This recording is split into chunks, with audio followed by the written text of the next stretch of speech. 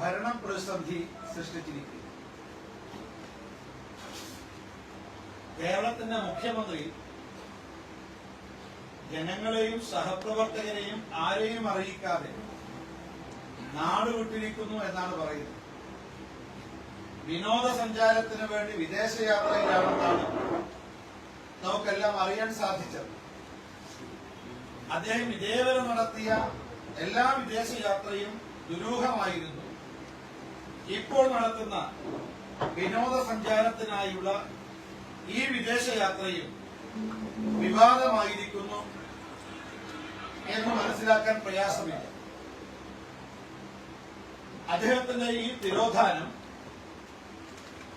കേരളത്തിൽ ഗുരുതരമായ ഭരണ പ്രതിസന്ധി സൃഷ്ടിച്ചിരിക്കുന്നു.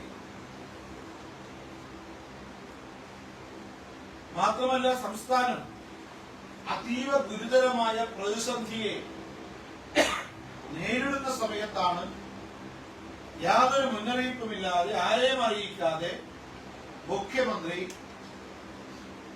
വിനോദസഞ്ചാരത്തിനായി വിദേശത്തേക്ക് പോകുന്നത്. സത്യത്തിൽ സംസ്ഥാനം നേരിടുന്ന ഗുരുതരമായ പ്രതിസന്ധികളിൽ നിന്നുള്ള ഒളിച്ചോട്ടമായിട്ട് മാത്രമേ മുഖ്യമന്ത്രിയുടെ ഈ വിദേശ വിനോദയാത്രയെ കാണാൻ സാധിക്കുകയുള്ളൂ. ഉഷ്ണതരംഗം കേരളത്തിൽ ഗുരുതരമായിട്ടുള്ള പ്രത്യാഘാതങ്ങളാണ് സൃഷ്ടിച്ചിട്ടുള്ളത്. ഒരു ഭാഗത്ത് മനുഷ്യർ തന്നെ മരിച്ചു വീഴുകയാണ്. ആയിരക്കണക്കിന് മൃഗങ്ങളാണ് ചത്തൊടുങ്ങുന്നത്. മാത്രമല്ല, തോട്ടം മേഖല പൂർണ്ണമായും നാശത്തിലേക്ക് നീങ്ങുകയാണ്. അത് റബ്ബറായാലും കുരുമുളകായാലും ഏലമായാലും കാപ്പിയായാലും എല്ലാം കരിഞ്ഞുണങ്ങിക്കൊണ്ടിരിക്കുന്നു. കോടിക്കണക്കിന് രൂപയുടെ നഷ്ടമാണ് കർഷകർക്ക് സംഭവിച്ചിട്ടുള്ളത്. അതേപോലെ തന്നെ നമ്മുടെ കടലോര മേഖലയിൽ കള്ളക്കടൽ പ്രതിഭാസം, തീരദേശ മേഖലകളിലെ പാവപ്പെട്ടവരുടെ ജീവിതം ദുരിതപൂർണമായിരിക്കുന്നു. സംസ്ഥാനത്താണെങ്കിൽ ഗുരുതരമായ സാമ്പത്തിക പ്രതിസന്ധി നേരിടുന്നു.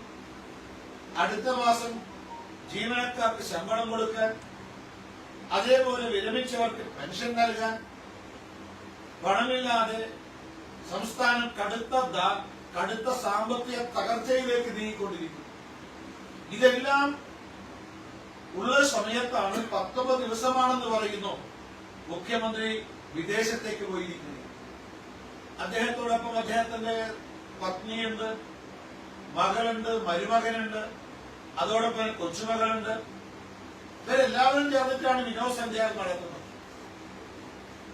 ഒരു കാര്യം സൂചിപ്പിക്കാനുള്ളത്, മുഖ്യമന്ത്രിക്ക് കുടുംബസമേതം വിനോദസഞ്ചാരം നടത്താൻ സ്വാതന്ത്ര്യമുണ്ട്, വിദേശത്തേക്ക് പോകാൻ സ്വാതന്ത്ര്യമുണ്ട്. പക്ഷേ ഒരു ജനപ്രതിനിധി എന്നുള്ള നിലയിൽ ജനാധിപത്യ സംവിധാനത്തിൽ അത് ജനങ്ങളെ അറിയിക്കാനുള്ള ബാധ്യത മുഖ്യമന്ത്രിക്കുണ്ട്. എന്തുകൊണ്ടാണ് മുഖ്യമന്ത്രിയുടെ യാത്ര എപ്പോഴും ദുരൂഹമായി തുടരുന്നത്? എന്തുകൊണ്ടാണ് മുഖ്യമന്ത്രിക്ക് ഇക്കാര്യം ജനങ്ങളെ അറിയിക്കാൻ പ്രയാസം നേരിടുന്നത്? അപ്പൊ എന്തൊക്കെയോ വിദേശ യാത്രയില് മുഖ്യമന്ത്രി ജനങ്ങൾക്ക് മുന്നിൽ മറച്ചുവെക്കാൻ ആഗ്രഹിക്കുന്നു എന്നുള്ളതാണ്. ഗുരുതരമായ ഭരണപ്രതിസന്ധി എന്ന് പറയാൻ കാരണം, ഇപ്പൊ നാളെ നടക്കാനിരിക്കുന്ന മന്ത്രിസഭാ യോഗം മാറ്റിയിരിക്കുക. കേരളം ഇതുപോലെ ധാരാളം നിരവധി ഗുരുതരമായ പ്രശ്നങ്ങൾ നേരിടുകയാണ്. ഈ സമയത്ത് മന്ത്രിസഭ ഒരുമിച്ച് ചേർന്ന് സുപ്രധാനമായ പല തീരുമാനങ്ങളും കൈക്കൊള്ളാനുണ്ട്. പക്ഷേ അദ്ദേഹം രണ്ടാമതൊരാളെ ചുമതലപ്പെടുത്തി. 19 ദിവസം മുഖ്യമന്ത്രി വിദേശത്ത് പോകുന്ന സമയത്ത് മന്ത്രിസഭാ യോഗം ചേരാനും തീരുമാനമെടുക്കാനും കാര്യങ്ങൾ കൈകാര്യം ചെയ്യാനും ഒരാളെ പോലും ചുമതലപ്പെടുത്തിയിട്ടില്ല. അതിനർത്ഥം ഈ മന്ത്രിസഭയിലെ ആരെയും മുഖ്യമന്ത്രിക്ക് വിശ്വാസമില്ല എന്നാണ്. നിഴലിനെ പോലും മുഖ്യമന്ത്രി ഭയപ്പെടുന്നു എന്നുള്ളതാണ് മനസ്സിലാക്കേണ്ടത്. ആകെ വിശ്വാസമുള്ള ഒരാളുണ്ടായിരുന്നു, അയാൾ തന്റെ കൂടെ വിദേശയാത്രയില്ല. മരുമകന് മാത്രമേ വിശ്വാസമുള്ളൂ. പക്ഷെ മരുമകന് കൂടെ വിദേശയാത്രയില്ല. മരുമകനല്ലാതെ മറ്റൊരാളെ ഏൽപ്പിക്കാൻ മുഖ്യമന്ത്രിക്ക് ധൈര്യമില്ല. ഇതാണ് നമ്മുടെ ഗുരുതരമായ ഭരണപ്രതിസന്ധി എന്ന് പറയുന്നത്. രണ്ടാമത് ഞാൻ സൂചിപ്പിച്ചത് നമ്മുടെ ഈ സംസ്ഥാനം നേരിടുന്ന ഗുരുതരമായ വെല്ലുവിളിയെ നമുക്ക് അതിജീവിക്കാൻ കഴിയില്ല. അത് മറ്റൊരു പ്രതിസന്ധിയാണ് സംസ്ഥാനത്ത് സൃഷ്ടിച്ചിട്ടുള്ളത്. മൂന്നാമത് ഈ വിദേശയാത്രയ്ക്ക് യാതൊരു സുതാര്യതയുമില്ല. LDF കൺവീനർ EP ജയരാജൻ ചോദിക്കുന്നത് ചണ്ടമുട്ടി പെരുമ്പറ കൊട്ടി അറിയിക്കണമോ എന്നുള്ളതാണ്. ഇതൊക്കെ LDFന്റെ ധിക്കാരത്തിന്റെ ദാർഢ്യത്തിന്റെയും ഭാഷയാണ്. ഒരു ജനകീയ പ്രതിനിധി ജനാധിപത്യ ഭരണ സംവിധാനത്തിൽ ജനപ്രതിനിധികള് അവരുടെ യാത്രകള്, അവരുടെ വിദേശയാത്രയായാലും സ്വകാര്യ യാത്രയായാലും അത് ജനങ്ങളെ അറിയിക്കുക എന്നുള്ളത് ധാർമ്മികമായിട്ടുള്ള കടമയാണ്, കർത്തവ്യമാണ്. അതാണ് മുഖ്യമന്ത്രി ഇവിടെ അട്ടിമറിച്ചിരിക്കുന്നത്. മറ്റൊന്ന്, ജനങ്ങളോട് ഈ മുഖ്യമന്ത്രിക്കും ഭരണകൂടത്തിനും യാതൊരു പ്രതിബദ്ധതയുമില്ല എന്ന് അടിക്കടി മുഖ്യമന്ത്രി നടത്തുന്ന വിവാദ വിദേശ യാത്രയിലൂടെ നമുക്ക് ബോധ്യപ്പെട്ടില്ല. അപ്പൊ നോക്ക്, ജനങ്ങൾ എത്രമാത്രം ബുദ്ധിമുട്ടില്ല. കാർഷിക മേഖലയിൽ കർഷകര് അവർക്ക് കോടിക്കണക്കിന് രൂപയുടെ നഷ്ടമാണ് സംഭവിച്ചുകൊണ്ടിരിക്കുന്നത്. അന്വേഷിക്കാൻ പോലും ആരുമില്ല. കരിഞ്ഞുടങ്ങുന്ന വാഴ കൃഷി, അതുപോലെ ഞാൻ നേരെ സൂചിപ്പിച്ചത് തോട്ടം മേഖല, എല്ലാം തകർന്നടിയേ. ആരോട് പറയണം? ഇതിനെ സംബന്ധിച്ച് ഗവൺമെന്റിന്റെ നിലപാടെന്താണ്? കർഷകന്മാർക്ക് നഷ്ടപരിഹാരം നൽകുമോ? ഇതിനെ സംബന്ധിച്ച് ഒരു മന്ത്രിക്കും ഒരു വിവരവും. കാരണം അവർ പറയുന്നത് നയപരമായ തീരുമാനമെടുക്കേണ്ടത് മന്ത്രിസഭാ യോഗം. ആകെ എല്ലാവരും പ്രതീക്ഷിച്ചത് നാളത്തെ മന്ത്രിസഭാ യോഗത്തിൽ എന്തെങ്കിലും ഒരു തീരുമാനം ഇക്കാര്യത്തുണ്ടാകുമെന്നായിരുന്നു. അതുമില്ല. ഒരുപക്ഷെ മുഖ്യമന്ത്രിക്ക് ഈ വിനോദസഞ്ചാരം തിമിർത്താണാൻ സാധിക്കും.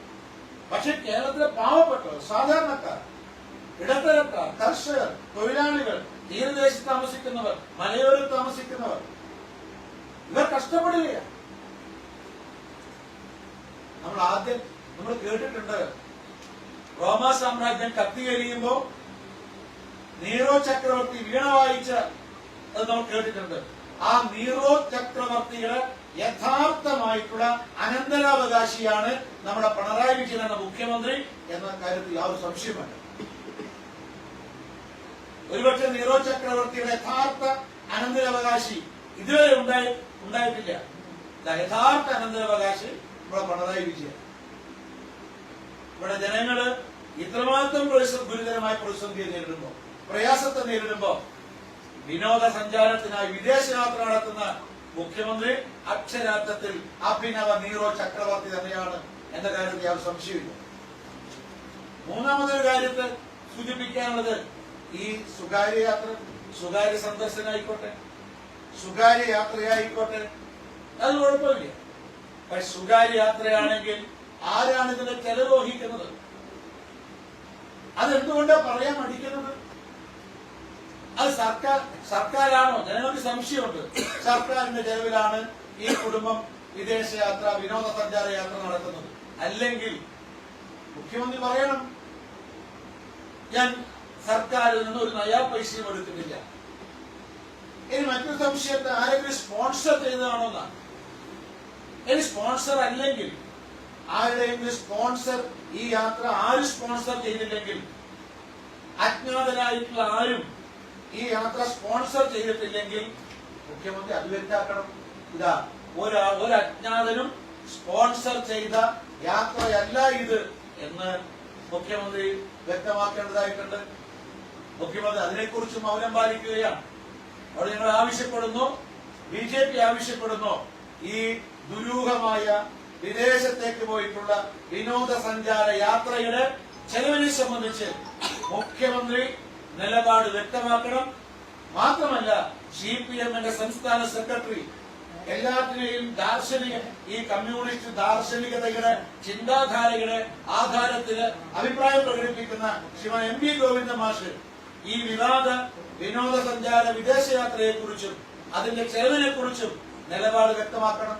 എന്താ MV ഗോവിന്ദൻ മാഷ് മൗനം പാലിക്കുന്നത്? മുഖ്യമന്ത്രിക്കെതിരായിട്ട് അഭിപ്രായ പ്രകടനം നടത്താൻ പാർട്ടി സെക്രട്ടറി ഭയപ്പെടുന്നുണ്ടോ? അദ്ദേഹം ഇക്കാര്യത്തില് നിലപാട് വ്യക്തമാക്കേണ്ടതാണ്. പക്ഷെ എല്ലാ സമയത്തും മുഖ്യമന്ത്രി യാത്രയിൽ സംഭവിക്കുന്നത് എന്താ? മുഖ്യമന്ത്രി യാത്ര വിദേശത്ത് പോകും. പിന്നെ ആദ്യം വരുന്നത് ജയരാജന്മാരാണ്. കണ്ണൂർ ജയരാജന്മാർ അഭിപ്രായം പ്രകടിപ്പിക്കും. അതിനുശേഷം ഒരു AK ബാലൻ അഭിപ്രായം പ്രകടിപ്പിക്കും. ഇതൊക്കെ വൈറലായതിനു ശേഷമാണ് മുഖ്യമന്ത്രി രംഗത്ത് വരുന്നത്. അതുവരെ മുഖ്യമന്ത്രി അണിയറയിലായിരിക്കും. ഇനി മറ്റൊന്നും കൂടി ഞങ്ങൾക്ക് അറിയാനുള്ളത്, ഈ ഡൽഹിയില് ഒരു സമരം സംഘടിപ്പിച്ചിരുന്നു കേരളത്തിലെ ഗവൺമെന്റ് മുഖ്യമന്ത്രിയുടെ നേതൃത്വത്തിൽ. കേന്ദ്ര സർക്കാർ കടത്തിന്റെ പരിധി വർദ്ധിപ്പിക്കാൻ കേന്ദ്ര സർക്കാർ തയ്യാറാകണം എന്നാവശ്യപ്പെട്ടുകൊണ്ടായിരുന്നു മുഖ്യമന്ത്രിയുടെ നേതൃത്വത്തിൽ ഡൽഹിയില് ഒരു വലിയ സമരം സംഘടിപ്പിച്ചു.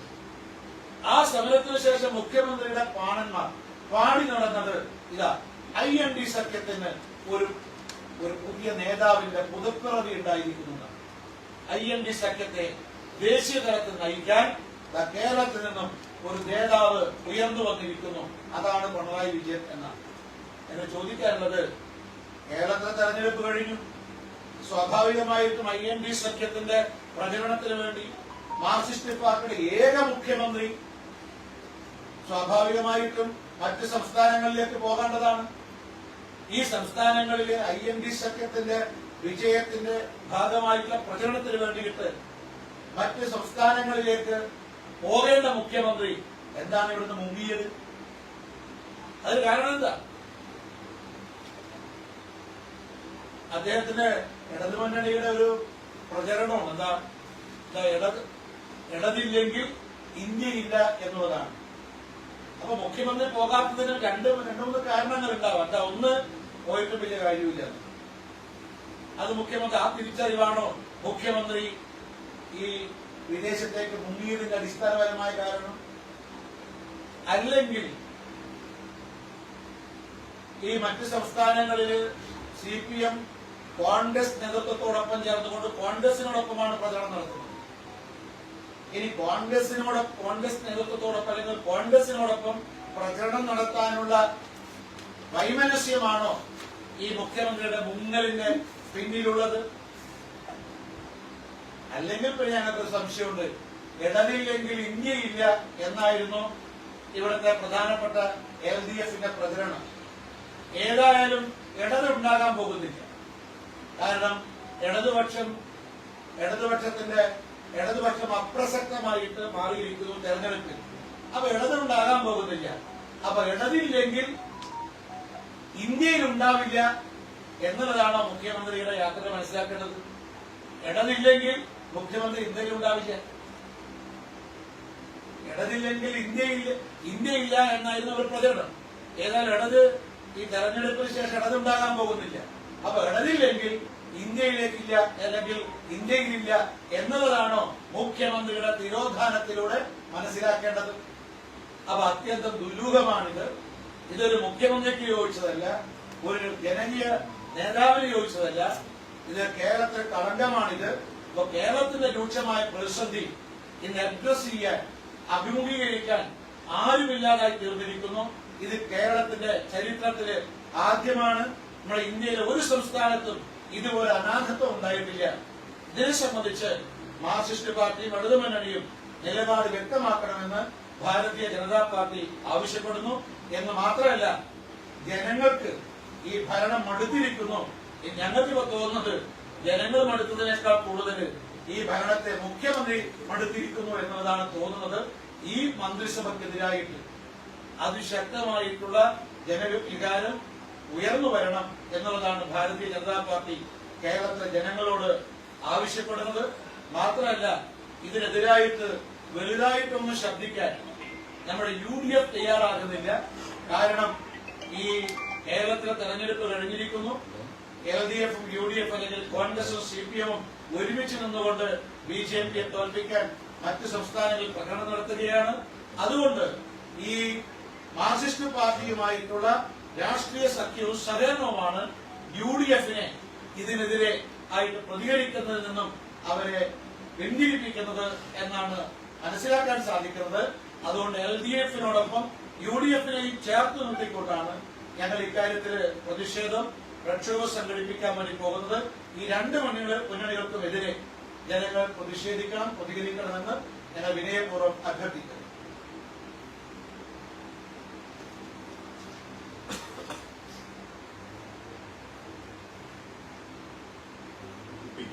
പാർട്ടിയിൽ വലിയ അതൃപ്തനാണ്, അതുകൊണ്ട് സംസ്ഥാന കമ്മിറ്റി പങ്കെടുത്തില്ല എന്നൊക്കെയാണോ വാർത്തകൾ വരുന്നത്? നിങ്ങൾക്ക് അതൃപ്തി ഉണ്ടോ? അല്ല, നിങ്ങൾ കൊടുത്ത വാർത്തക്കാരോട് ചോദിക്കുന്നത്, എന്നോടല്ല ചോദിക്കുന്നത്. ഞാൻ പറഞ്ഞിരുന്നെങ്കിൽ എന്നോട് ചോദിക്കാം. ആരാണോ ആ വാർത്ത കൊടുത്തിരിക്കുന്നത് അവരോട് ചോദിക്കുന്നതാണ് ഏറ്റവും നല്ലത്. അപ്പൊ നിങ്ങൾ പരസ്പരം ഇന്ന് ആലോചിക്കുക, ഉത്തരം കണ്ടെത്തുന്നതായിരിക്കും നന്നാവുക എന്ന് തോന്നുന്നു. കാരണം ഞാൻ പറഞ്ഞൊരു പ്രസ്താവനയോട് അല്ലെങ്കിൽ ഒരു പ്രസ്താവന സ്റ്റേറ്റ്മെന്റിനോട് ഓക്കെ നിങ്ങൾ ചോദിച്ചാൽ എനിക്ക് മനസ്സിലാക്കാം. നിങ്ങളൊരു വാർത്ത കൊടുത്തിരിക്കുന്നു, അതിനെക്കുറിച്ച് എന്നോട് ചോദ്യം ചോദിക്കുന്നതിന് എന്താ അർത്ഥം? അപ്പൊ നിങ്ങൾ ആരൊക്കെയാണോ അത് കൊടുത്തിട്ടുള്ളത് ഒന്ന് വട്ടത്തിലിരുന്ന് ഒന്ന് ചോദിച്ചാൽ അതിന്റെ ഉത്തരം അപ്പുറത്തും ഇപ്പുറത്തും വരും. ഞങ്ങൾക്ക് യാതൊരു അസംതൃപ്തിയില്ല, ഒന്നുമില്ല.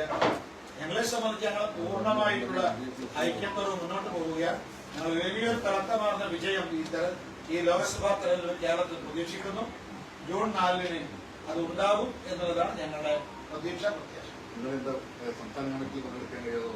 ഞങ്ങൾക്കത് യാത്രാ അസൗകര്യം വന്നതുകൊണ്ടാണെന്ന് എല്ലാവർക്കും അറിയാം.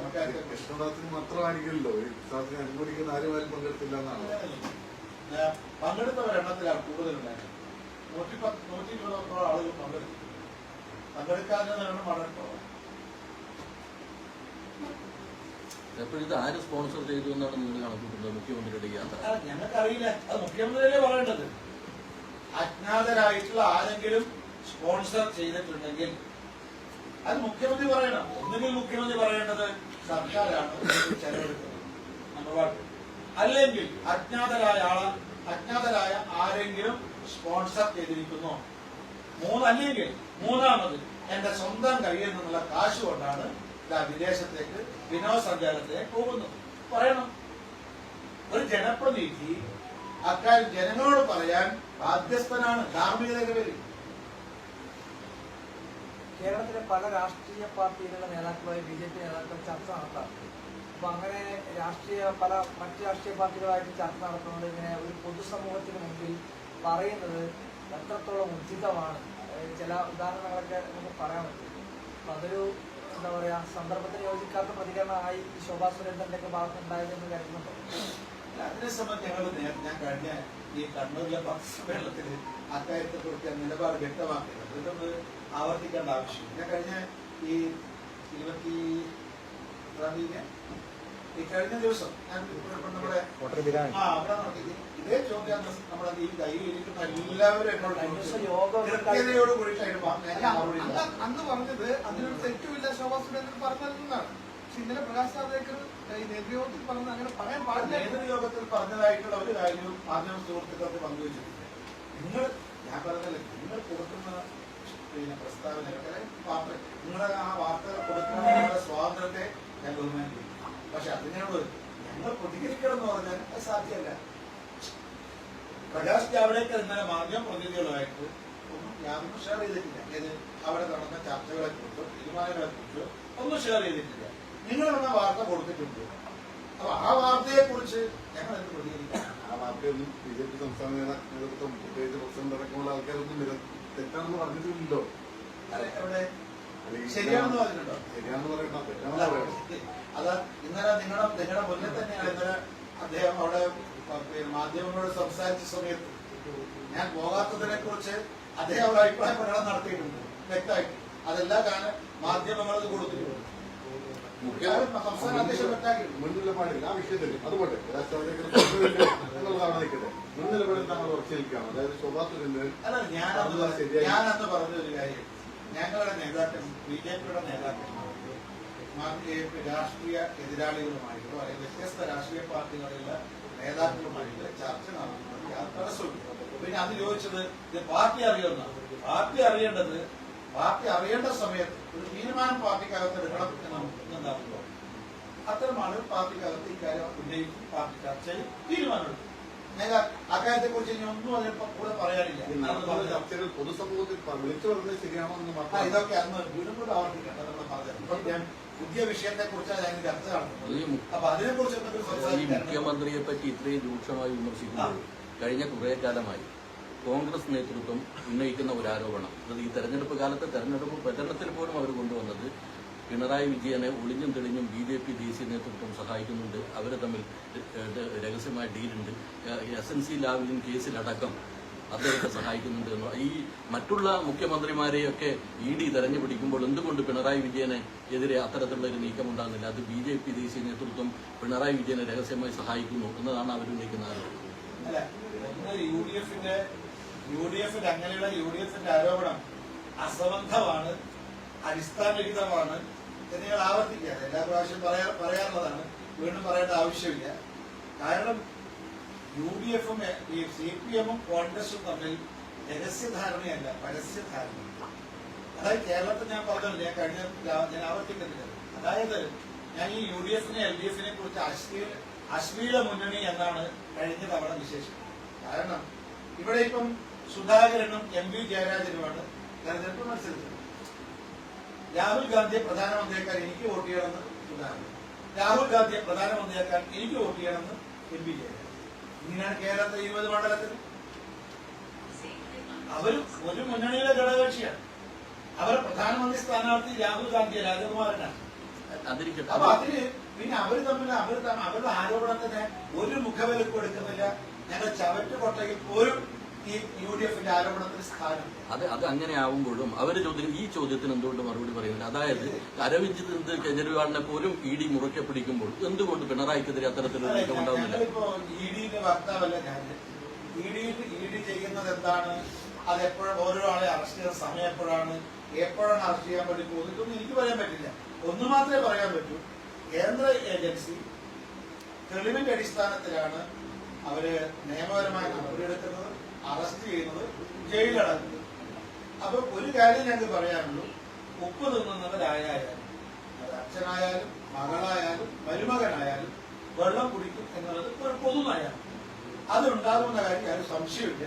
അപ്പൊ ED അവരുടെ അന്വേഷണമായി മുന്നോട്ട് പോകും, കേന്ദ്ര ഏജൻസി അന്വേഷണമായി മുന്നോട്ട് പോകും, തെളിവിന്റെ അടിസ്ഥാനത്തിൽ അത് നടപടിയെടുക്കും.